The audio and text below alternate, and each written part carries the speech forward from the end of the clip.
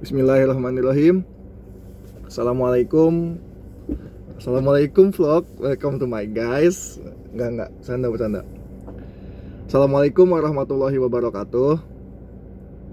Saya Rospano Nafi Pratama. Saya mahasiswa sastra Inggris UIN Universitas Islam Negeri Sunan Gunung Jati Bandung, Fakultas Adab dan Humaniora. Saya semester 6 angkatan, berarti angkatan tahun 17. Nah, video saya ini dibuat untuk tugas dari mata kuliah sosiolinguistik yang diampu oleh Bapak Hanan.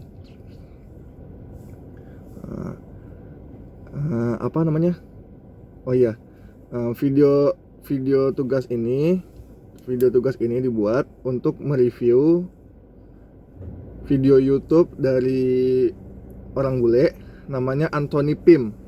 Ya, saya catat kok, tenang aja. Namanya Anthony Pim.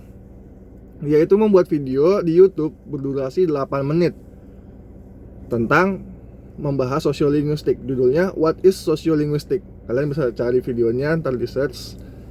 Namanya Anthony Pim. Dia bikin video judulnya What is Sociolinguistic, membahas tentang sosiolinguistik selama 8 menit. Dan tugas saya di sini yang diberikan oleh Bapak Hanan untuk mereview dari video itu, menjelaskan secara cerdas, ya begitu kalimatnya, tentang apa yang saya dapat dari video itu selama 12 menit. Videonya aja 8 menit, saya harus menjelaskan kembali selama 12 menit. 5 menitnya dari mana? 5 menit, berarti 4 menitnya dari mana gitu kan. Ya, itulah hidup. Nggak apa-apa, ya kan. Sebelumnya saya mohon maaf banget. Saya bikin videonya di dalam mobil. Kebetulan saya lagi kerja sampingan gitu. Saya kerja sampingan, jadi saya kuliah online itu bukan benar-benar di rumah. Namanya juga libur dan sampai satu semester dari sebelum puasa sampai setelah puasa. Kemarin tuh pulang Februari, Maret, April, Mei, Juni, Juli. 5 bulan libur. Rumusnya kan kalau libur berarti nggak ngampus. Kalau nggak ngampus berarti nggak ada uang jajan. Lama 5 bulan uang jajan dari mana kan? Bensin nggak ada, kita nggak ada jajan pegangan duit gitu. Jadi saya kerja sampingan. Kebetulan kerja sampingan saya ini supir cabutan. Jadi iseng, saya cabutan supir, nganter orang, nganter barang. Bekasi, Tangerang. Kebetulan rumah saya di Bekasi. Ya, Bekasi, Tangerang, Jakarta, Bekasi. Ya pokoknya antara 3 itulah. Bekasi, Tangerang, Bekasi, Jakarta, Tangerang, muter balik. Kadang-kadang nginep, kadang-kadang nggak pulang gitu. Kebetulan saya kayak gitu kerjaannya. Nah, ini dapat tugas suruh bikin video. Mohon maaf banget gitu. Soalnya pagi, siang, sore, kadang bahkan sampai malam saya di mobil gitu. Jarang di rumah cuma numpang tidur. Ya kalau tuh nggak ada callingan, kebetulan pas tugas ini dikasih saya callingannya penuh. Mohon maaf ya Bapak sebelumnya nih kalau menonton atau siapapun teman-teman yang nonton video ini. Jadi kalau bikin di rumah juga suasananya nggak kondusif. Adik-adik saya ribut aja kerjaannya kan, berisik kan, ngelecok, ikut campur ya kan. Bapak saya kepoan gitu. Mak saya narsis, sukanya pengen ikut masuk, ya kan, susah gitu. Ya begitulah pokoknya. Jadi kebetulan ini mumpung di mobil bisa suasananya lebih kondusif, suaranya mungkin siapa tahu akan lebih bagus, lebih fokus ke saya, yang masuk saya doang. Mohon maaf sebelumnya ya Pak. Saya bikinnya di mobil, bukan maksudnya pamer, bukan maksudnya nggak sopan, bukan maksud gimana. Aduh, saya kebetulan susah gini gitu Pak.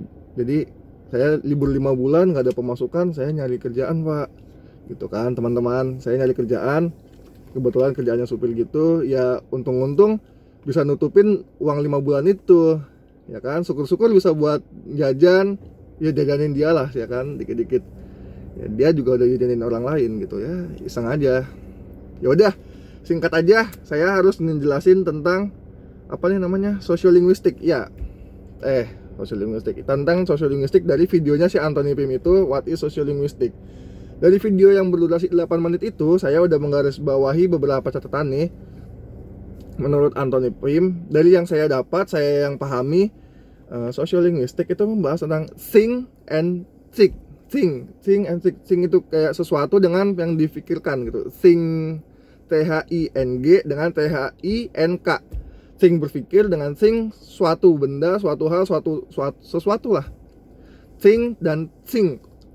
Think dan think gitu. Think dan think. Ya gitu. Kayak think dan think. Sesuatu dan difikirkan. Kayak gitu. Nah, itu bisa berbeda dari beberapa faktor. Bisa dari faktor kebiasaan, faktor situasi, faktor tempat, keturunan,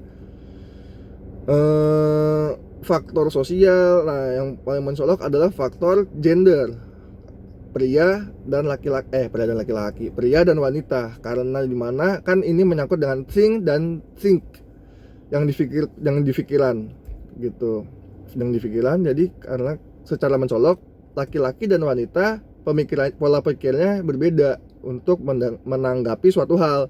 Jadi otomatis itu akan berbeda. Kayak gitu. Aduh, ini aman ya? Oke. Lihat di mana? Oh ya, think dan think gitu. Jadi pola pikirnya akan berbeda. Terus sociolinguistic, language and society.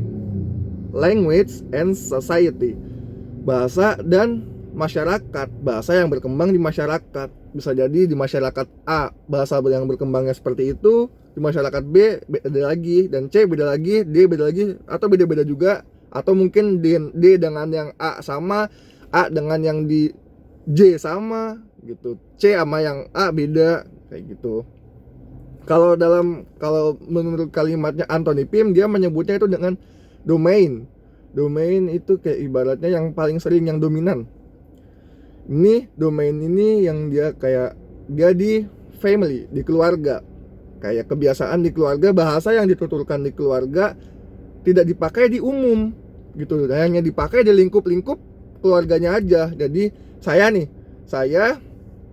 di keluarga berbicara dengan itu, batas-batasan berbicaranya dengan seperti itu, ada batas-batasannya sendiri. Batasannya bicara dengan orang tua, adik, kakak, di keluarga seperti itu. Nah, ketika saya keluar ke tempat umum, domainnya berbeda lagi. Yang domain yang biasa dipakai, taraf ukur dari tutur bahasa atau tutur kata bahasa yang digunakan selama dalam keluarga, itu begitu di luar dari keluarga, kita keluar itu nggak dipakai. Beda lagi domainnya, karena orang yang kita hadapi, lawan bicara yang kita temui itu berbeda juga, berbeda latar belakang, berbeda kebiasaan, berbeda pola pikir, berbeda. Jadi domainnya berbeda gitu. Yang jadi perhitungan adalah how many domain in your life gitu. Berapa domain yang kamu miliki di dunia ini selama hidup. Jadi domain selama di rumah beda, selama di sekolah beda, di tempat kuliah beda, teman-temannya berbeda, pergaulannya berbeda, hal-hal yang dibicarakan berbeda, pola pikirnya juga berbeda, wawasannya berbeda, nanti dari kalangannya berbeda, latar belakangnya ada, lama-lama mengkerucut, yang di family mengkerucutnya ke sana, yang di kampus mungkin mengkerucutnya ke sesama seumuran, sepantaran. Yang di family kan ada yang lebih tua, ada yang enggak. Yang di kampus walaupun lebih tua lebih enggak kan dia masuknya barengan gitu, walaupun umurnya beda, setidaknya nggak beda jauh. Yang di kampus yang beda lagi dengan domain di tim futsal misalnya. Saya masuk tim futsal, ntar pembicaraannya beda dengan yang di family, yang di keluarga, beda dengan yang di kampus gitu. Pembicaraannya pasti berbeda, tanggapannya pun jika mengeluarkan materi, misalnya materi yang kita keluarkan di kampus, materi pembicaraan yang kita keluarkan di kampus, yang kita omongin di kampus, kita keluarin di tempat futsal, pasti akan ditanggapi dengan berbeda. Itu jadi sosiolinguistik, language and society gitu, bahasa yang berkembang di masyarakat kayak gitu ya, pasti berbeda dengan domain-domainnya. Kalau menurut Anthony Pym, dia ambil contoh dari UK, United Kingdom. Di Inggris sana bahasa kayak gitu berbeda dari kastanya. Semakin tinggi kasta akan semakin baku bahasa yang digunakan. Contoh dari kerajaan, orang-orang kerajaan pasti menggunakan bahasa-bahasa yang baku, beda dengan orang-orang Inggris biasa. Rakyat biasa akan berbeda dengan rakyat kerajaan, dari cara bahasanya, cara pola berpikirnya, cara berpakaian, cara berjalan, mungkin cara hidupnya pasti akan berbeda. Kalau dari sosiolinguistiknya, bahasanya, dia pasti akan berbeda. Yang dituntut untuk berubah pasti yang dari bawah ke atas, yang dari masyarakat bawah untuk menyesuaikan dengan masyarakat atas. Nggak mungkin dong yang atas ke bawah, kecuali emang lagi ada pemilihan. Tapi kan di Inggris nggak ada pencalonan, dia pasti ditunjuk-tunjuk keturunan-keturunan. Dia harus tunduk kepada rajanya gitu. Itu dari Anthony Pym. Anthony Pym tuh bilang begitu, menurut yang saya paham ya. Nah terus dia nyontohin juga, kayak kalau misalnya contoh umumnya, kayak misalnya dia di sebuah toko, in the shop, di toko, terus kita masuk nih, kita ngomong bahasa Jawa, misal bahasa Jawa ngomong, padahal tokonya ada di tataran Sunda. Nah, ntar orang yang sono menanggapinya dengan bahasa apa?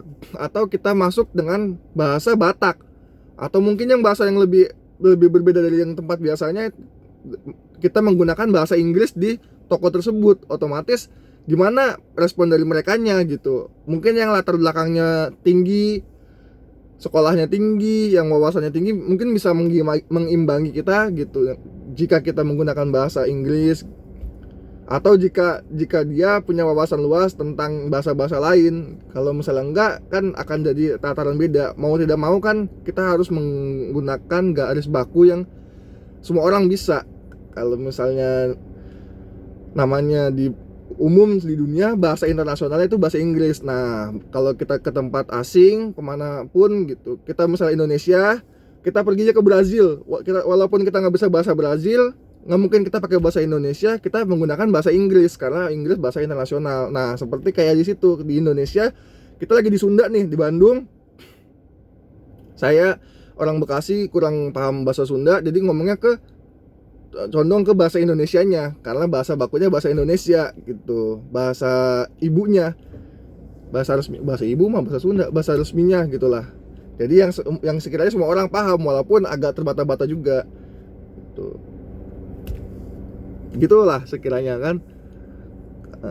Udah berapa menit ini? Oh, sudah 12 menit rupanya. Kita sudah berbincang-bincang selama ini ya. Nggak kerasa ya. Ya udahlah. Kebetulan tugasnya cuma disuruh sampai minimal 12 menit. Ini sudah waktu minimal saya lewatin, ya kan. Sehat-sehat semuanya. Tetap rajin-rajin cuci kaki, cuci tangan gitu. Mohon maaf kalau banyak salahnya. Namanya juga hidup, namanya juga manusia, tempatnya salah. Apalagi cowok kan, isinya salah semua. Gitulah. Sekian dari saya. Semakin panjang lebar semakin banyak salahnya lagi. Ya sudah, wassalamualaikum warahmatullahi wabarakatuh.